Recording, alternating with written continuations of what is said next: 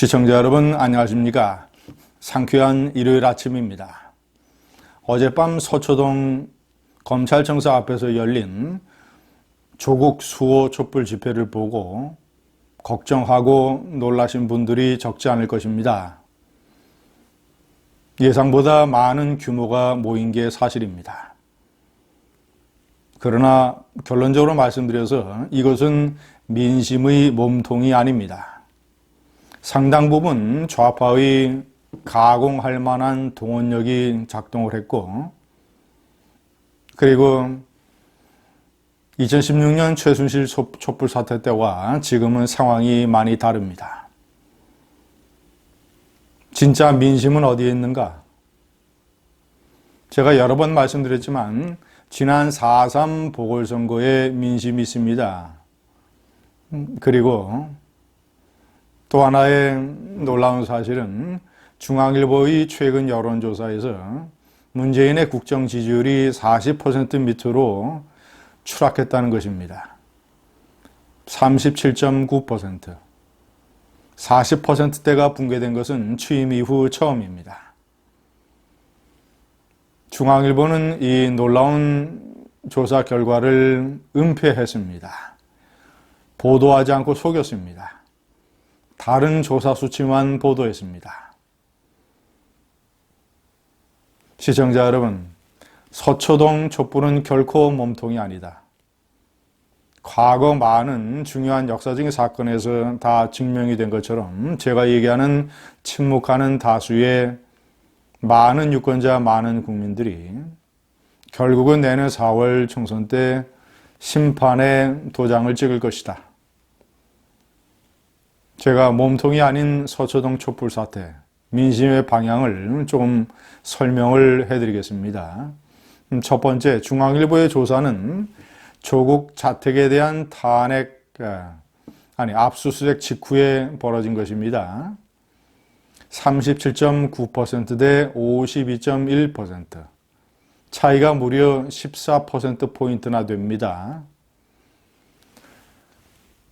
문재인의 고정 지지층이라고 할 수 있는 30대 그리고 호남만 빼고 모두 부정이 긍정을 압도했습니다. 저는 그동안 중앙일보가 JTBC에 손석희 때문에 많은 피해를 보았다. 중앙일보는 나름대로 문재인 정권을 비판하고 언론 본연의 기능을 수행하는 데에 노력해왔다. 홍석현 회장과 JTBC의 손석희로부터 중앙일보를 구해내야 된다. 라는 주장을 많이 해왔습니다. 제가 중앙일보를 얼마나 아끼고 제가 제 인생을 바쳤던 그 대한민국의 자랑스러운 대표 신문 중에 하나 중앙일보. 그 중앙일보가 독립 언론으로 우뚝 서는 그런 상황을 위해서 저는 나름대로 투쟁을 해왔던 것입니다. 이번에 중앙일보의 이런 조치는 대단히 실망스러운 것입니다. 가히 어찌 보자면 충격적입니다. 이런 결정을 내린 중앙일보의 지도부를 문책해야 됩니다. 대한민국의 대표 언론으로서 이것은 있을 수가 없는 자기 존재 의미의 포기입니다. 두 번째, 서초동 촛불 집회는 상당 부분 좌파의 조직력이 발휘된 것입니다. 광우병, 세월호, 최순실 이럴 때마다 좌파 시민단체, 노조, 그 다음에 정치 세력, 이 좌파 세력은 하나의 행동하는 연합체를 만들었습니다. 촛불 행동. 이번에도 여지없이 만들었고 그 단체가 주도돼서 동원한 인파가 상당수 될 겁니다. 지방에서 버스로 많이 올라왔습니다. 물론 저는 자발적으로 참여한 사람들의 어떤 그들 나름대로의 뜻을 저는 무시하고 싶은 생각이 없습니다. 그러나 상당 부분은 이 좌파의 전통적인 동원력이 발휘됐다라는 점, 그래서 너무 걱정하지 않으셔도 됩니다. 세 번째, 2016년 최순실 사태와는 많이 다르다는 점. 최순실 사태 때는 거의 모든 전 언론이 선동과 왜곡과 조작에 참여를 했습니다. 뻑하면 무슨 100만 집회니 150만 집회니 이런 식으로 시위 참여자들의 숫자를 잔뜩 부풀리기도 했습니다. 그러나 이번에는 사태가 많이 다릅니다. 사태 초기서부터 언론이 제대로 적극적으로 사실을 보도를 해서 특히 검찰이 나름대로 엄정하게 수사를 하고 있기 때문에 조국과 조국 가족들을 둘러싼 많은 비리와 하자가 국민들에게 많이 잘 알려져 있습니다. 지금 조국 사태와 조국 사태를 둘러싼 일련의 많은 정치적인 상황에서 사실이 너무 과장되게 부풀리거나 하는 선동, 왜곡, 조작은 별로 없습니다. 일부 오보는 있겠죠. 제가 말씀드렸다시피 언론도 사람들이 하는 것이고 특정 경쟁에 빠지다 보면 오보도 만들어낼 수 있다. 그러나 그 오보가 줄기가 아니라 가지에 해당되는 것이다. 때문에 사태의 본질 몸통과는 상관이 없다. 네 번째, 어제 서초동 집회를 보면 역시 좌파가 이 전투형 선동 전략에 빠져들었음을 알 수 있습니다.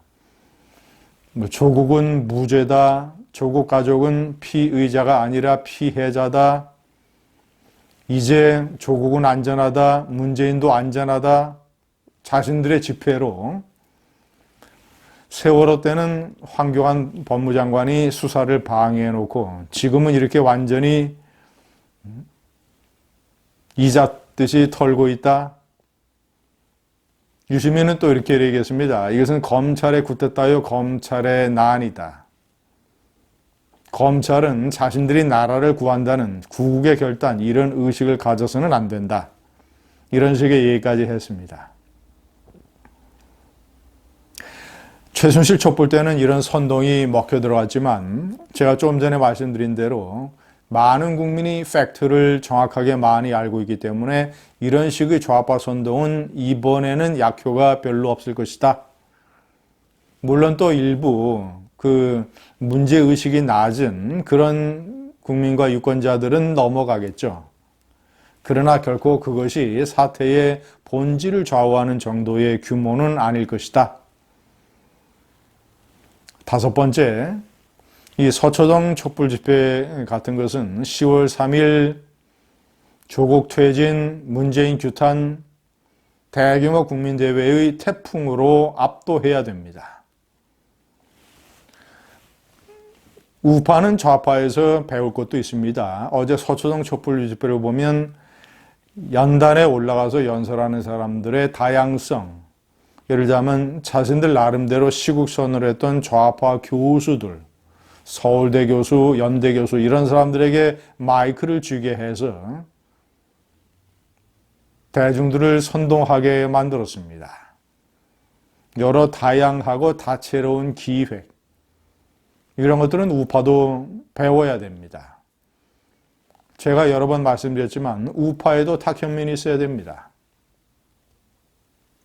그래서 10월 3일 집회는 보다 다양하게 시국선언을 했던 이 교수들, 변호사, 의사, 그리고 우파의 스타들이 총 출동돼야 됩니다.